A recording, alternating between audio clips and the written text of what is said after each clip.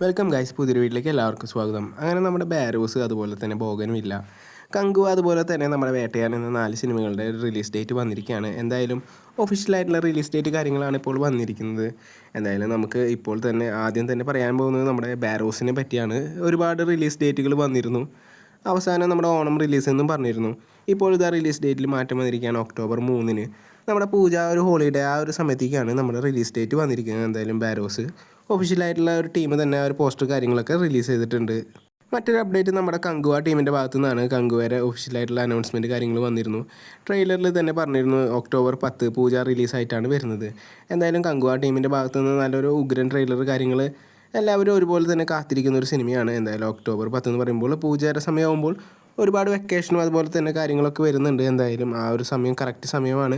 പടം കയറി കൊളുത്താൻ ഒരുപാട് ചാൻസ് ഉണ്ട്. പടം നല്ലതാണെങ്കിൽ നല്ലൊരു റെക്കോർഡ് ലെവലിലേക്ക് തന്നെ പടം പോകുമെന്ന് നമുക്ക് പ്രതീക്ഷിക്കാം. എന്തായാലും ഒക്ടോബർ ക്ലാഷിൽ മറ്റൊരു സിനിമ എന്ന് പറയുന്നത് തമിഴിൽ തന്നെ നമ്മുടെ സൂപ്പർ സ്റ്റാർ രജനീകാന്തിൻ്റെ സിനിമയാണ് വേട്ടയാൻ ഇപ്പോൾ ഡേറ്റ് കാര്യങ്ങളൊക്കെ ഫിക്സ് ആയിട്ടുണ്ട്. എന്തായാലും വേട്ടയാൻ്റെ ആ ഒരു ഒക്ടോബർ 10 ക്ലാഷ് എന്ന് പറയുന്നത് കങ്കുവേര കൂടിയാണ്. എന്തായാലും നമുക്ക് കണ്ടറിയാം പടത്തിന് എന്താണ് വരാൻ പോകുന്നതെന്ന്.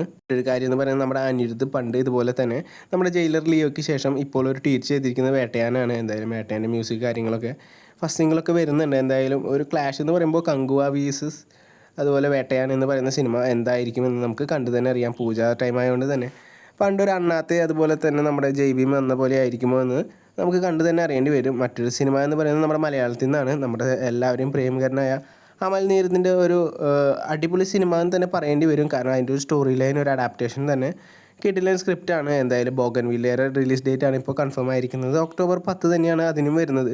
എന്തായാലും മലയാളത്തിൽ നിന്ന് ഓണത്തിന് വരുന്ന ഒരു അടിപൊളി സിനിമകളിൽ തന്നെ നമുക്കിതിനെ വിശേഷിപ്പിക്കേണ്ടി വരും. കാരണം ബോഗൻവില്ലയുടെ റിലീസ് ഡേറ്റ് കൂടി വന്നതോടുകൂടി പൂജ റിലീസ് ഒരുപാട് കത്തി നിൽക്കുകയെന്ന് തന്നെ നമുക്ക് പറയേണ്ടി വരും. കാരണം ബോഗൻവില്ല പോലെ ഒരു സിനിമ ഫഹദ് ഫാസിൽ അതുപോലെ കുഞ്ചാക്കോ ബോബൻ എല്ലാവരും തീപ്പൊരി ആയിരിക്കുമെന്ന് നമുക്കറിയാം. കാരണം അമൽ നീരദാണ് സംവിധാനിച്ചത്.